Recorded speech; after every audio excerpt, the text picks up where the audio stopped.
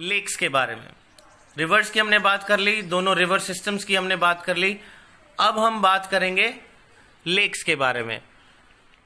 तो लेक्स जो हैं वो अभी आगे फर्दर फॉलोइंग टाइप्स में है, डिवाइड की जा सकती हैं। सबसे पहला जो हम डिवीजन करेंगे लेक्स का जो डिवीजन करेंगे वो होगा परमानेंट और सीजनल। अब जैसा कि नाम से ही this is clarified from the name itself that permanent lakes are permanent in nature. They have water in them throughout the year, and these lakes in basins of inland drainage system. These lakes are present or situated in the basins of inland drainage system. Inland means जो उस area के drainage system में, उस नदी के, मतलब ये इन झीलों को जो पानी है वो नदियों से मिलता है जो उस एरिया के ड्रेनेज सिस्टम में आती हैं। और नेक्स्ट इज सीजनल। इनके बारे में ज्यादा कुछ बात करने को नहीं है, but I will say these gets dry in summers and सिर्फ बरसाती मौसम में, only in the monsoon season we can see water in these lakes. Next is man made lakes, as it is clear from the name itself that it is built by man, जो इंसानों द्वारा बनाई गई झीलें हैं। और इसका बहुत बड़ा एग्जाम्पल है गुरु गोविंद सिंह सागर झील। जो गुरु गोविंद सागर झील है राजस्थान में, वो एक मैन मेड लेक है। आगे हम बात करते हैं नेचुरल लेक्स। जैसे कि यहाँ पे भी इसके नाम से ही क्लैरिफाइड है कि ये जो लेक्स हैं वो इनके नाम से ही पता चलता है कि ये नेचुरल हैं, प्राकृतिक हैं। Found by the actions of nature, प्राकृतिक एक्शन जो होते हैं, नेचर के जो एक्शंस होते हैं उनसे ही ये लेक्स बनी है। फॉर एग्जांपल नैनीताल सिटी भी है हमारे उत्तराखंड में, और नैनीताल झील भी है। Chilka lake and Dal lake in Srinagar, जिसमें ये लेक जो है ये इंडिया की सबसे बड़ी लेक भी है। Fresh water salt lake, it have salt in it. Salt lake, जैसा कि नाम से ही हम पहचान पा रहे हैं कि इस लेक के, इस झील के पानी में नमक होता है।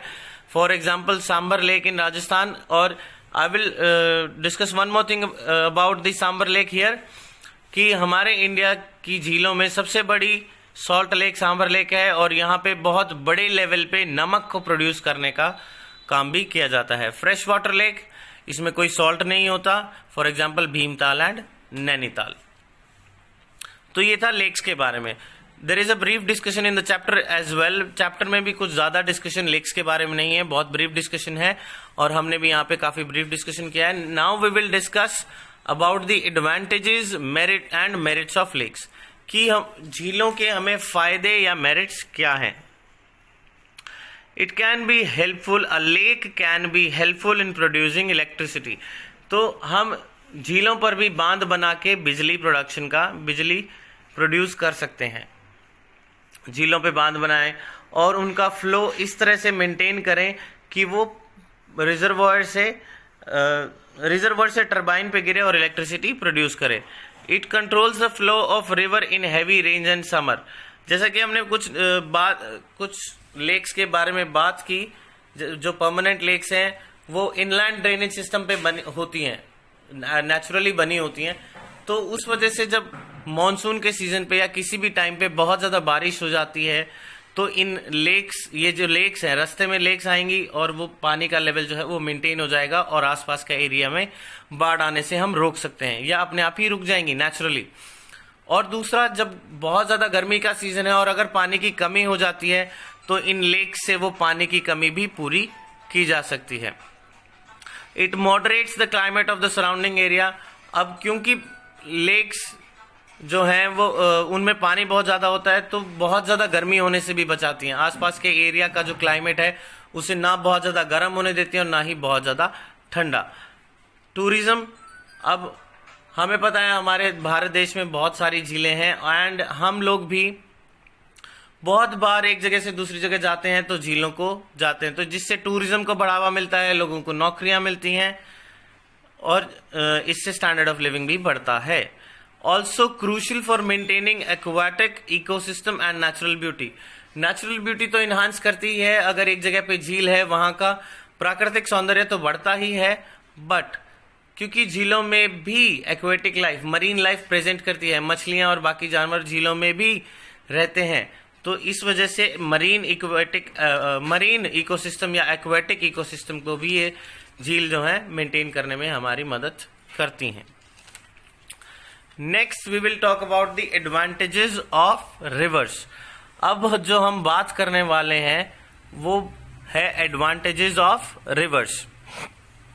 फर्स्ट ऑफ ऑल टूरिज्म, अगर हम to be precise if we talk about India, rivers and all over the world as well, there is an adventure sport called rafting.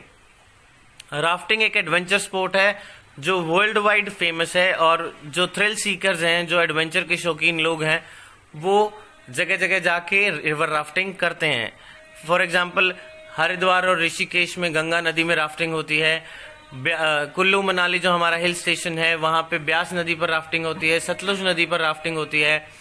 तो ऐसे ही जगह जगह पर रिवर राफ्टिंग के लिए होती है, जिससे टूरिज्म को बढ़ावा मिलता है। And if we talk about India precisely, सिर्फ इंडिया की हम बात करें तो गंगा नदी को बहुत पवित्र माना जाता है।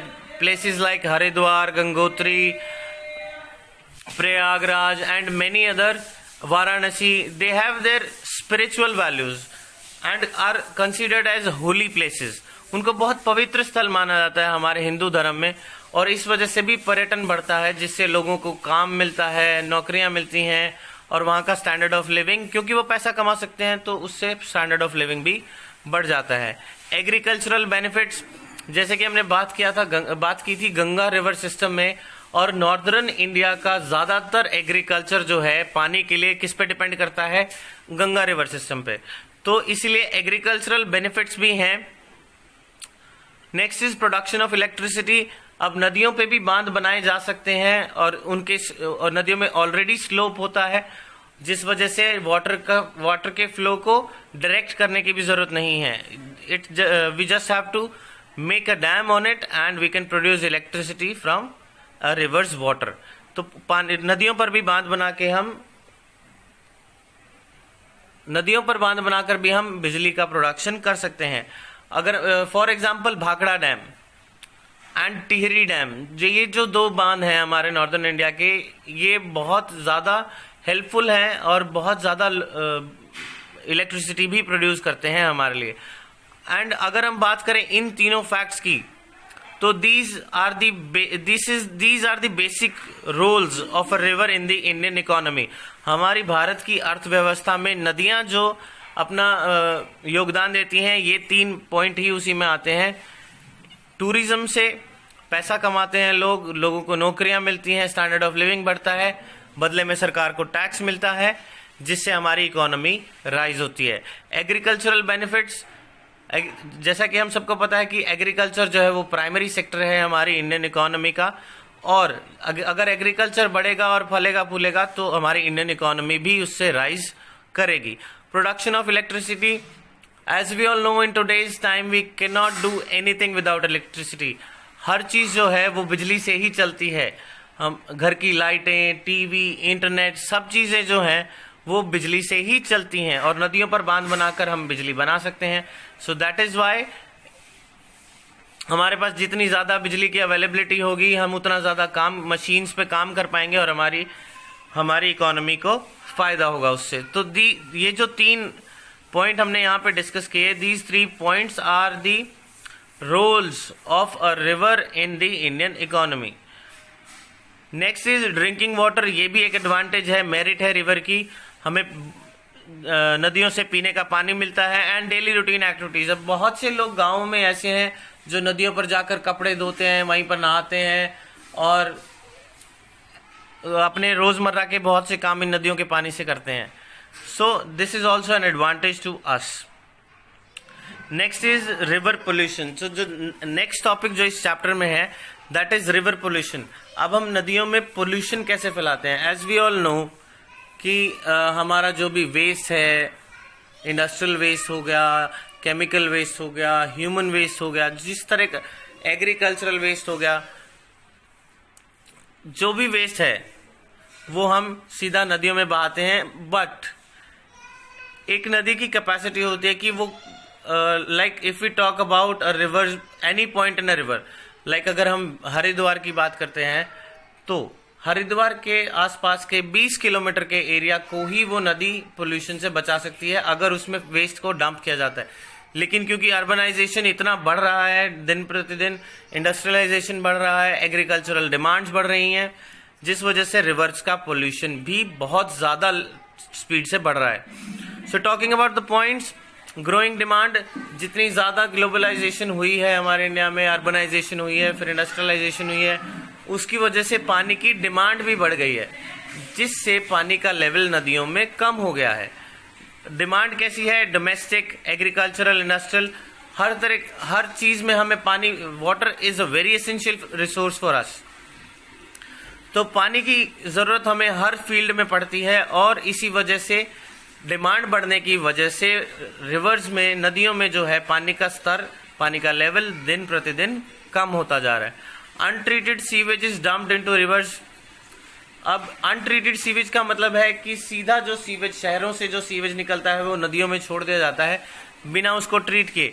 यहाँ ट्रीटमेंट से मतलब है, जैसे आपने भी सुना होगा, sewage treatment plant, sewage treatment plant, उसमें सीवेज से केमिकल्स को हटा दिया जाता है और पानी को फिल्टर करके नदियों में छोड़ना चाहिए। अनट्रीटेड सीवेज पानी में छोड़ना नहीं चाहिए। Next is industrial effluents.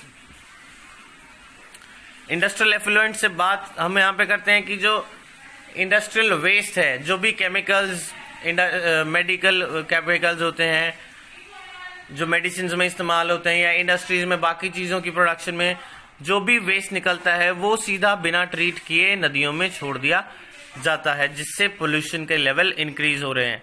And increasing urbanisation, अब हमारा भी जो ह्यूमन वेस्ट है वो सूवेज के थ्रू सीधा नदियों में छोड़ दिया जाता है बिना किसी भी ट्रीटमेंट के। So this was most of the chapter.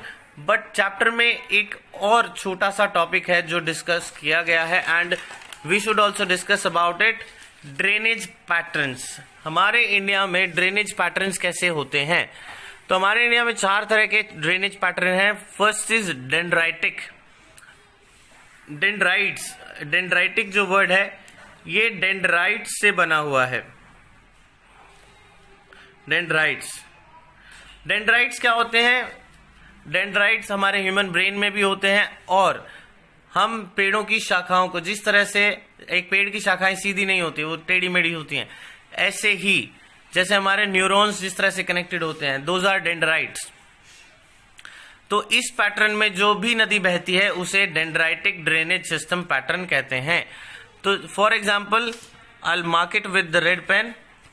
ये जो है, ये जो हमारी है मेन स्ट्रीम है, this is the main stream and ये ऐसे जा रही, और इसमें कहीं पे भी आके इसकी सहायक नदियां जो हैं कहीं पे भी आके इसमें मिल रही हैं।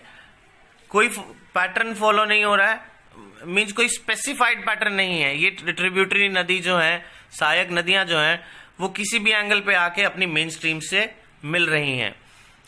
इस पैटर्न को डेंड्राइटिक पैटर्न कहते हैं। So these are the tributary rivers and this is the main stream. इस मुख्य नदी में ये सहायक नदियां आके कहीं पे भी मिल जाती हैं।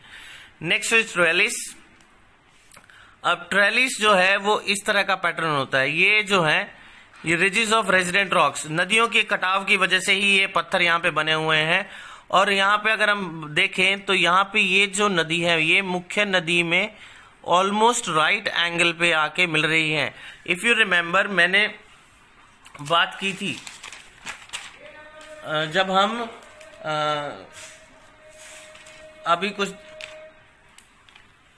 अभी चैप्टर के डिस्कशन के टाइम मैंने पीछे भी बात की थी कि this right angle will be discussed further. Narmada नदी का जो पैटर्न है, इसकी जो ट्रिब्यूटरीज नदी हैं, all the tributaries are short and meet at right angles. तो नर्मदा बेसिन जो है वो ट्रेलिस ड्रेनेज पैटर्न पे बेस्ड है, क्योंकि इस नर्मदा नदी की सहायक नदियां 90 degree angle, almost 90 degree angle पे आके इससे मिलती हैं। Next is rectangular. This is the rectangular drainage pattern.